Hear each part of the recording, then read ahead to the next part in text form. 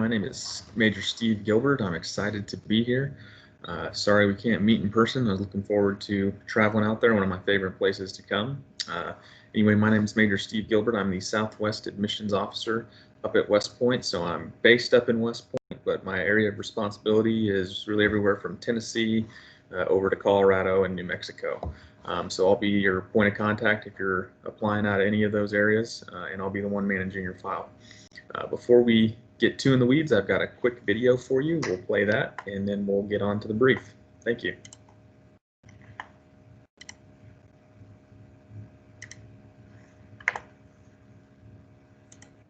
Is clear. It is to protect and defend the Constitution of the United States of America against all enemies, foreign and domestic, and to defend the American people. And you will do that through readiness. Readiness for combat. You didn't come here to play ping pong. You came here to learn how to fight, and fight you will.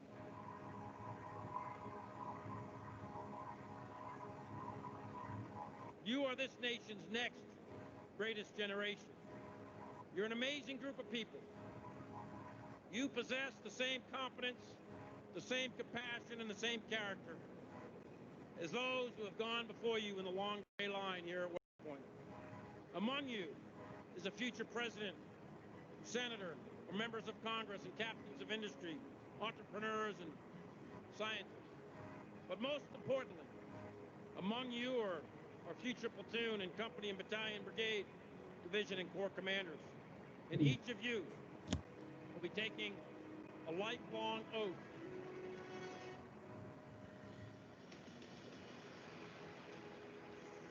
no matter what the pressure, no matter what the cost to yourself, your career, or even your life, you must never waver.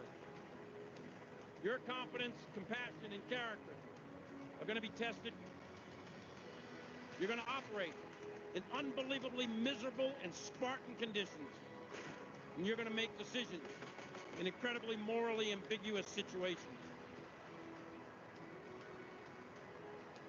And you're going to be fighting against a dedicated, ruthless enemy who is going to give you no quarter.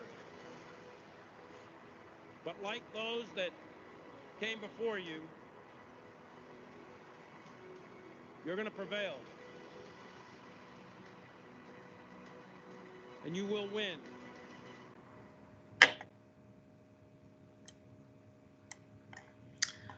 All right.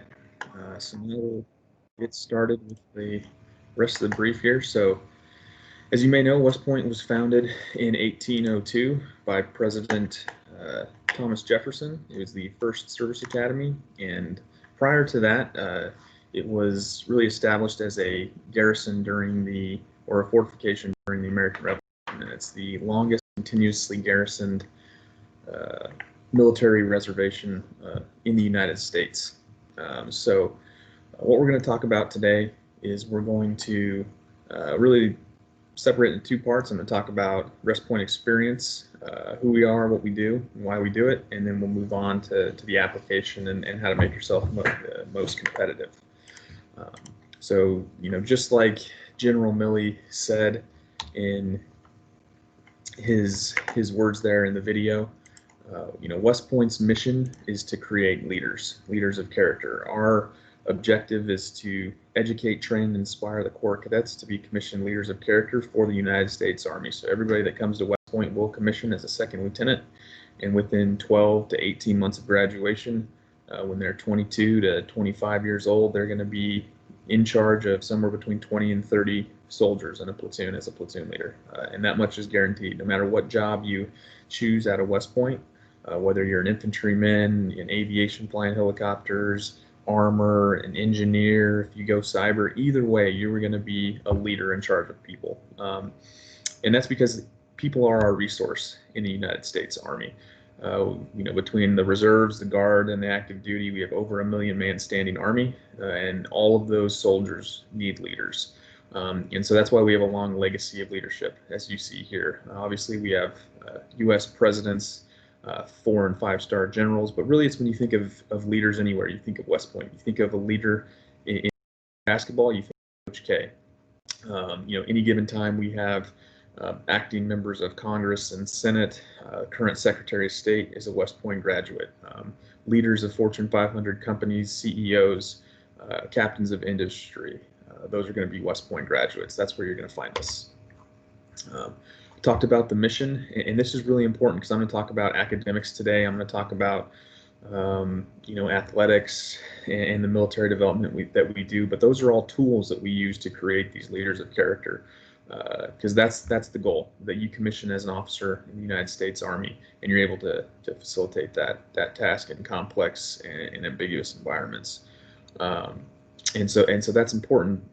Great academics, tier 1 academics, tier 1 athletics, those are just offshoots of that ultimate goal that we're looking for. So I mentioned these a little bit. We have 4 pillars that we focus on for our leader development. This is the academic, the physical, the military, and the character. Academics, where we build a skill set, we impart knowledge on cadets so that they can immediately start giving back to the Army and they can take that with them along with their career. Physical development is where we train a lot of mental toughness, teamwork, and then we leverage the military quite heavily for leadership training. We found that tough conditions, when you're a little tired, you're a little wet, that's when you really develop your leadership style and become a good leader. So we leverage that quite heavily at West Point. And then character. A cadet will not lie, steal, or cheat, or tolerate those who do. And we take that very seriously at West Point. Cadets own that code, and you'll see it written everywhere. As far as academic rankings go, we are historically in the top 5 for public colleges in the United States. Our engineering programs are always in the top 5. We're the oldest engineering school. However, we'll get into a second, and I'll let you see some of our majors you might that's offered. But some of the things we're most proud of, you look at the Princeton Review there, most accessible professors, best classroom experience, and that's really because of the way we're made up. There's no such thing as freshman English or freshman math at West Point where you're in an auditorium of 500 or 1,000 people. Every single class you take at West Point will be 18 or less people, and I would say by the time you're in your major classes, it's probably closer to 12 or 13 people per class. And you've got access to either a civilian or a military faculty member who really either was a cadet before or was a company commander who was in charge of over 150 people and now just has a classroom of folks to focus on. So the engagement you get from your teachers and the care you get from your teachers that are showing you by example how to lead is really second to none. I think that's what drives a lot of those rankings and really our success when it comes to teaching cadets. Number 5 all time for Rhodes Scholars. Again, the history that we teach was taught by those, was made by those that come through here, and it really is true. So here's where we kind of show the classroom experience and the structure. So 80% are active Army officers, about half of those are PhDs, the other half would be what you call adjunct faculty, 20% are civilian professors, and then that's really what kind of gets to what I was explaining about how our faculty interact with our students. The military officers, we treat cadets like our soldiers that we just got out of leading, and so we're really tied to their success on a personal level, because that's how we treat our soldiers. That's the leadership style that we teach at West Point and really in the Army. $27 million is allocated for cadet research. This is relatively new, and the for this is so that cadets can compete scholarships right out of West Point. So if you get a scholarship at West Point, your odds of being able to take that opportunity before you move on to be a platoon leader are very high. As we mentioned in this slide prior, Rhodes scholarships, Hertz scholarships. Now we've got opportunity to get STEM scholarships with the research that we do at West Point for cadets. So really some great opportunities there. Our academic program, we have over 35 academic majors, more than any other service academy, and everything on this slide that is yellow are going to be your major courses or your complementary support course. That's on the right side. That's really your if you're not majoring in engineering, that's going to be your engineering courses, whether it's mechanical, civil, nuclear, or systems engineering. You'll still have that engineering background no matter what major you choose, so that you've got a science degree when you graduate. But you'll see a lot that's not on there that's not yellow, and those are your core classes, your curriculum that you have to take, and that's because, again, it gets back to the well-rounded leader of character that we're trying to build. It requires quite a robust core curriculum. Because there's certain classes we want to make sure every single cadet has before they graduate. We want to make sure they've taken philosophy, they've taken law, they've taken, military history, they've taken, psychology. So there's a huge breadth and depth of curriculum that we make sure every single cadet receives, so that they're really at that level intellectually that we want them to be at, just through our academic program. Here's the majors. So 36 majors, 15 minors are offered at West Point. Again, one of the best engineering schools in the country. But if you look at this list, you'll see a lot of humanity type majors, and you get your choice of any of these. You get to choose your major. You're still going to do your core engineering sequence, no matter what you choose. But you'll have the option to choose any one of these majors. If you're interested in more detail, I would encourage you to go to our website. Under the academic portion of our website, you can find the actual course catalog, where you can look down at the micro level of what electives will be available to you depending on what major you choose and all that. So if you're interested in that, I encourage you to go visit that. As far as our military development, it's really a crawl, walk, run process. You come as a freshman during your 6-week basic training course, and you're going to learn everything that you need to know to be a cadet. By the time that first 6 weeks is over, you're going to be working on individual soldier skills, how to walk, how to talk, how to qualify on your M4 weapon system, land navigation, and then just everything you need to know to be a successful cadet. As you progress your sophomore year, you will conduct cadet field training during the summer. This is kind of like a little mini ranger school. You're starting to do operations, rotating leadership positions. Again, kind of gets back to what I was talking about. This is the environment that we like to really focus on creating leaders that have been faced with adversity. That's when you really develop your leadership style. And so your sophomore year, you're going to be responsible for 1 to 2 freshmen. You're responsible for what we say in the Army is everything that your subordinates do or fail to do. And so you're responsible for making sure they know where their classes are, that they're successful in academics, they're successful physically, they're successful militarily. And so that's where you're really starting to develop your philosophy. Your next 2 years, there's a lot on this slide, but really during your next 2 summers, you are going to conduct everything on this slide. So the summer before your junior year, the summer before your senior year, you're gonna be continuing to build and develop. So at some point, you're going to do your training detail. This is where you're either coming back to West Point and you're going to be in a leadership position as a squad leader and responsible for 12 other cadets, or a platoon leader in charge of 30, or a company commander in charge of 130, where you're going to be at cadet basic training or cadet field training, facilitating that training for those lower classmen. Cadet troop leader training, this is a great opportunity that cadets have to go really anywhere in the world that we have a military installation, where you're going to shadow a platoon leader that is literally doing the job that you're getting ready to be doing in another year or two.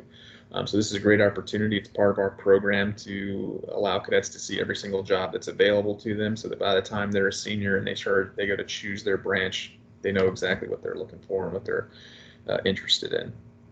Cadet leader development training. This is really the highest level of military training that we do here at West Point, or leadership training. It's about 3 weeks. You're going to be in the field, and this is what we kind of call a little mini ranger school. It's just upperclassmen, and you're really you're at the run stage of your leadership development at this point. We do individual advanced development. This will happen really at any time during your summers at West Point. You can do more than one. A lot of time they look like internships. Sometimes they're through your academic major department. Every time I talk to cadets, I hear of new great things they're doing all across the country. But this sometimes looks like political science majors going to Quantico with the FBI to see how interagencies work together, or It could be, doing a 3-week internship at the stock exchange if you're an economics major. I had the opportunity to go to Ukraine because I wasn't even a major, but I was taking Russian as my language. So a lot of opportunities there for cadets to really, again, broaden themselves. And then military leadership schools, we offer a lot of Army schools, and then also foreign school opportunities, which are, again, we're trying to build those leaders that are rounded and have a lot of world experience that they can take with them as they become platoon leaders. Our physical development training, we have, so there's 2 parts of it. Every cadet is an athlete, so every cadet's going to participate in a sport during their academic days. They're either going to be a Division I athlete on the football, soccer, track team, something like that, or they will be what we call club sports, which don't compete at the Division I level, but from a resourcing standpoint, if you look at them, that you may not be able to tell the difference. Some of these clubs are very competitive. If you don't fall in one of those 2 categories, you will be in the what we call company athletics, which is really the core, competing against themselves in about 12 different sports on a rotating basis. And that's our athletic program, but then we also have this physical program, which is really it's really an academic program for physical events. And there's a lot of items on that list. Some of those might not make you very comfortable, and that's kind of the point. There's very few cadets, I think, that come through West Point that see everything on that list and aren't intimidated by any of them, or don't become intimidated when they actually take the courses.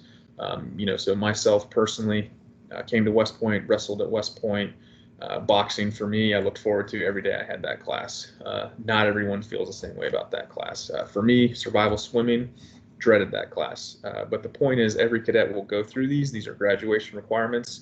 You will be better, stronger, faster, more mentally resilient at the end of it. And that's really the goal of what West Point's trying to create here. Every year I get people that ask me, hey, I don't know how to swim. Is that a deal breaker? Absolutely not. West Point will give you the tools that you need to be successful. Might not mean that you're taking survival swimming sophomore year. You might take it junior year because you might need to take a couple more intermediate swimming classes before that, but we will make you successful for sure. Again, this is our physical development program.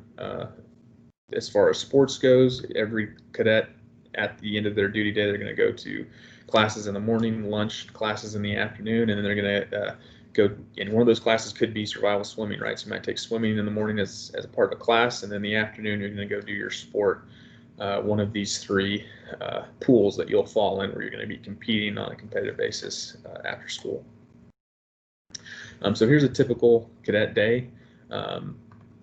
You're getting up usually around 6 o'clock. Your first real obligation is going to be 7 a.m. For breakfast. Then you're going to have classes in the morning, classes in the afternoon, athletics in the evening, as I mentioned, and then dinner. And then your evening study period really is protected. There's 2 things on there. You've got a midnight lights out and a 06 wake up. Those aren't mandatory items. Your lights out, well, it's mandatory, but you can, that's not how late you have to go to bed if you don't want to. But that's really to protect cadets' sleep. We're trying to make sure they're at least getting 6 to 7 hours of sleep, no matter what. So just like the other service academies, fully funded tuition, valued at over $300,000. Your room, board, everything is covered. You receive a paycheck while you're here. And then just the fact that you're going to be an active duty military member, there's a lot of things that come with that above and beyond what I would consider a full ride at a normal college. You're going to have access to legal services. You're going to have full military health care. A lot of those things that are really just hard to quantify that are also coming with this education. So if you're a parent watching this, as soon as your cadet leaves for West Point, there is absolutely nothing they're probably going to need from you financially or any other way. Your ticket out to West Point will be paid for, and as you get sent all across the world and country during your summer training, that'll be paid for by West Point, and you're going to receive a paycheck as well. All right, so transitioning a little bit here, as I mentioned we would be doing, we're going to move to the application process. Really, it's important to see that we divide it into 3 different parts. There's the candidate application, which is between you and us, between you and West Point, and think of it as its own unique application. Then there's the nomination process, which is between you and the congressional staffs that you're going to see, that brief as well. And then there's the medical application process, and that's really completely separate through DOD-MERB. You need to be qualified in all those areas. You need to be qualified through our application. You need to receive a nomination. You need to be medically qualified. However, it's good to think of them as distinct applications when you're applying to make sure you get everything done. This might be the most important slide of my deck in your application to West Point. This is showing you how we evaluate candidates. So if you're wondering, how should I spend my time? 60% of your time should probably be devoted to academic, because that's how much weight we're putting on that for your application. Leadership's 30%, candidate assessment is 10%. Now everybody's got different strengths in every area, so maybe you focus a little more in another area because it's a weakness of yours. As far as academic, that 60% is comprised of your high school GPA, your standardized test scores, and your transcript. Make sure you take the SAT and the ACT with writing. That's very important. And then we are accepting the PSAT this year. However, if you have the PSAT, still continue to take the SAT and ACT, because we're really not going to accept those PSAT scores until a little further down the line when we know you've exhausted your opportunities to take the SAT and ACT.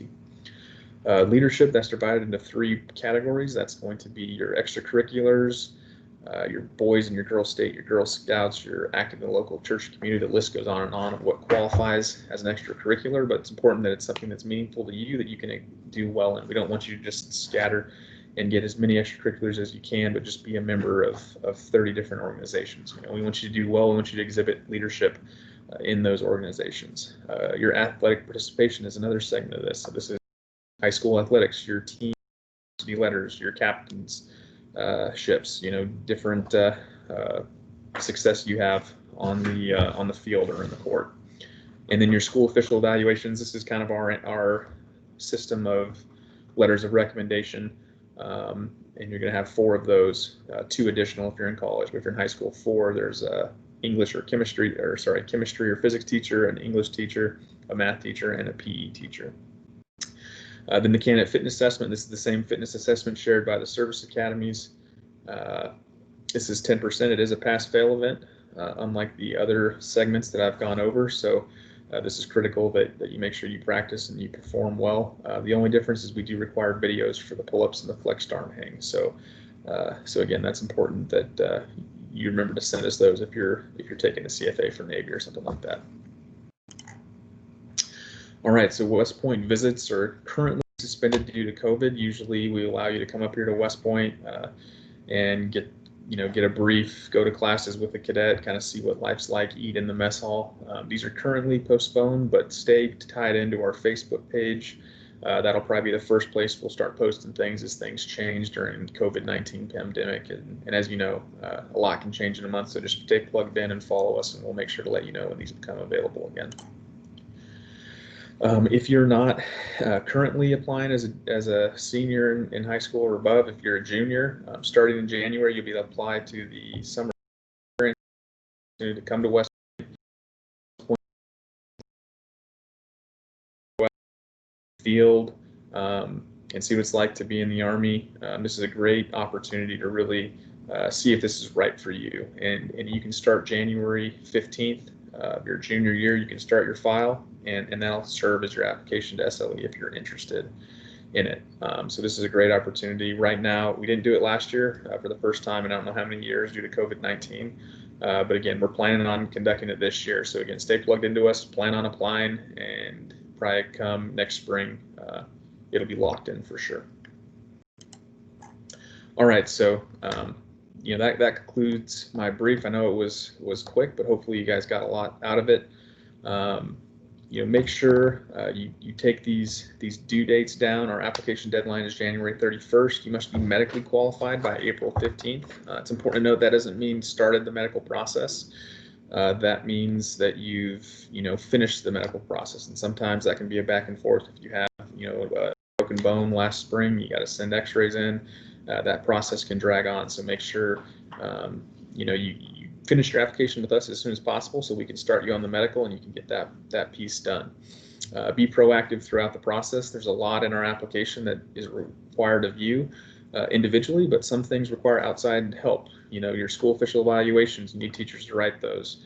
You need transcripts from the registrar. So make sure you're engaged with those different people to make sure you get your application done in a timely manner.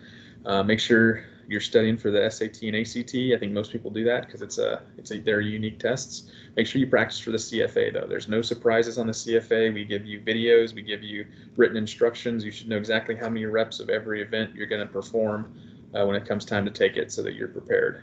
And then make sure you communicate with your field force representative. And if you don't know who that is, those are volunteers we have all across the country. Usually they're grads that are familiar with the process, but you can communicate with them. If you go to your portal and you go in the top right, it says Field Force Liaison, and they'll be your local field force member that you can reach out to for questions and get the most immediate feedback. So again, thank you very much for having me on here today. It's been a pleasure to speak with you. Let me know if you guys have any questions. I'll be around and I'll be your admissions officer. So thank you very much, and have a great rest of your day.